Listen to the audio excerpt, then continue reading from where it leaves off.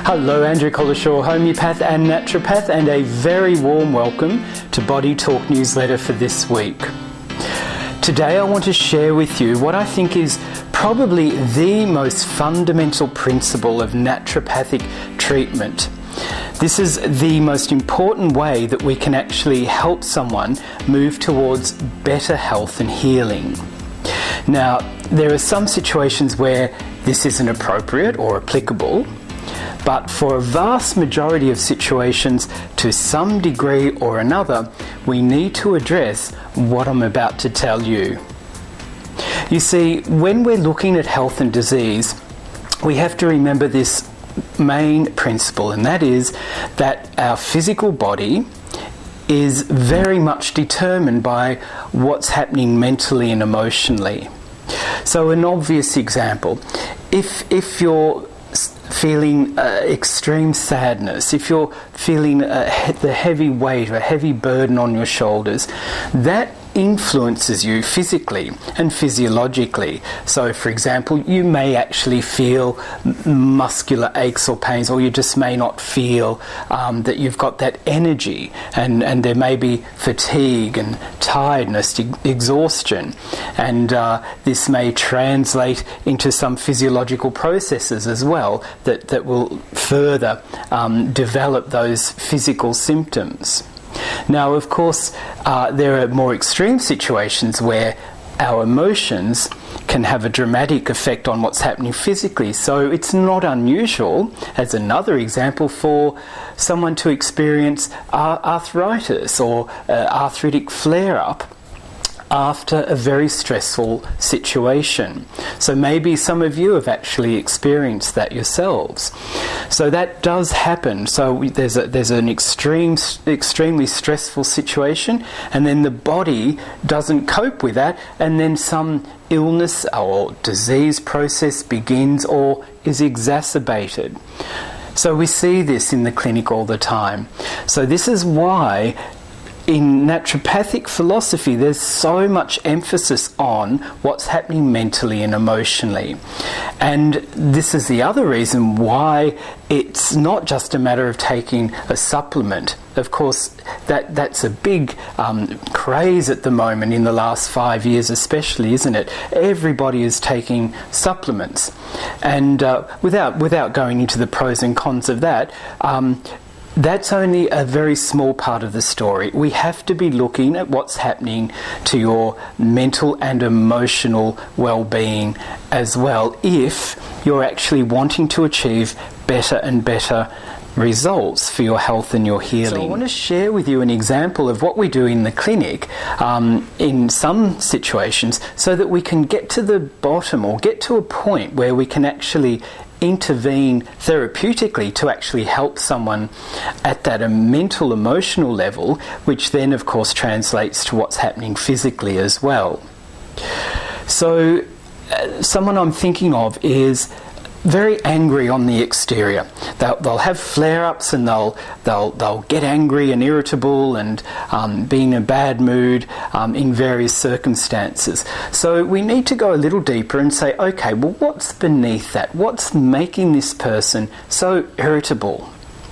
And when we go a little bit deeper, for example, we'll find that they are a very shy, quiet person. So it's almost like that anger and that irritability is a facade or a shield, which is protecting them from this inner shyness and this inner sense of low self-confidence.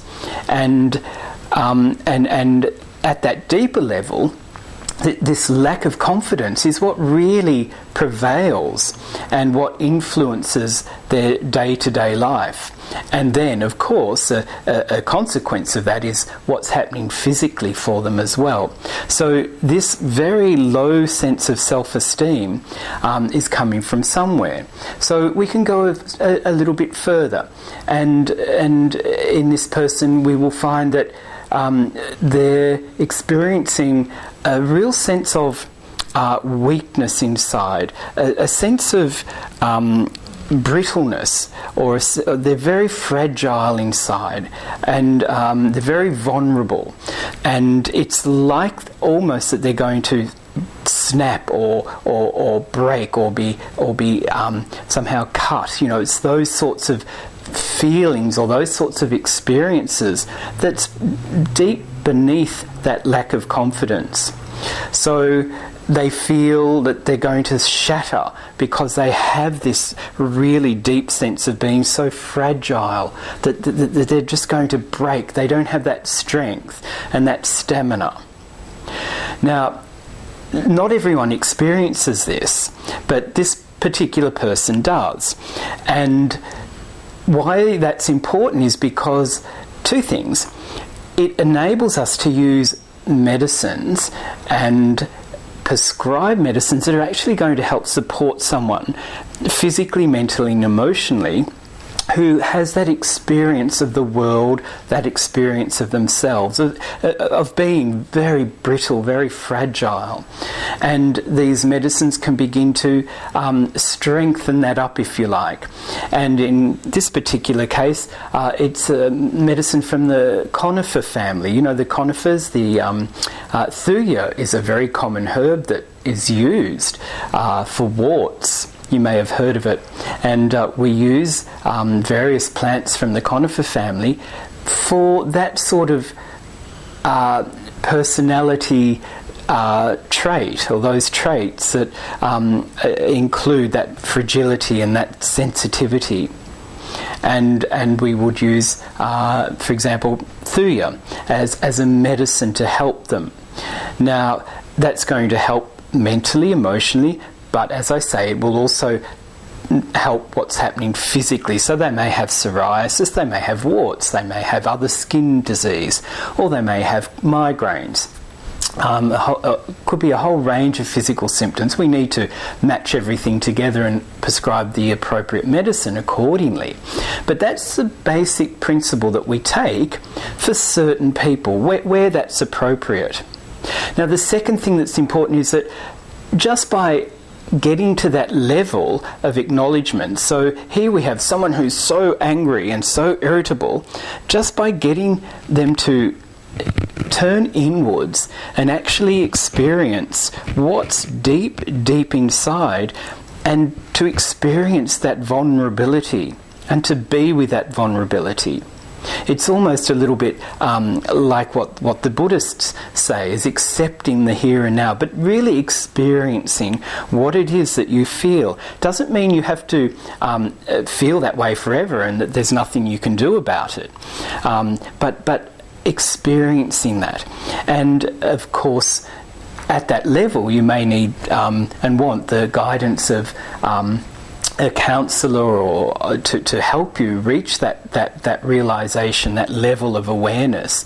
And some of you might like to pursue that with me as well, and you're very welcome. I would love you to come into the clinic and we go down that path and just see what's at the base of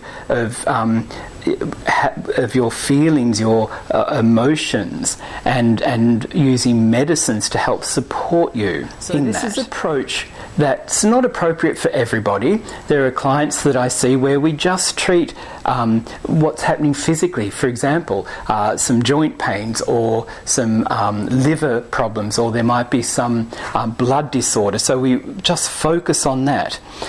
But many times we need to take that step further and see, okay, what's happening emotionally, but not just stop there. We need to look beyond that anxiety and see what's behind that anxiety. We need to look beyond that ongoing sadness and melancholy and see, well, what's behind that, and go deeper and deeper and deeper, and see how far we go. And then we're in a much better position to be able to prescribe medicines that are going to help support you and move you more towards better health and healing. So I hope you enjoy Body Talk for this week. There's a few different articles there, and I would love your feedback. And if any of you are interested in pursuing what's happening for you emotionally and using medicines to help support you, give me a call. Come on in and let's have a chat and work out how we can best help you. I would love to see you and help you with your health. All right, we'll look forward to seeing you next time. Bye for now.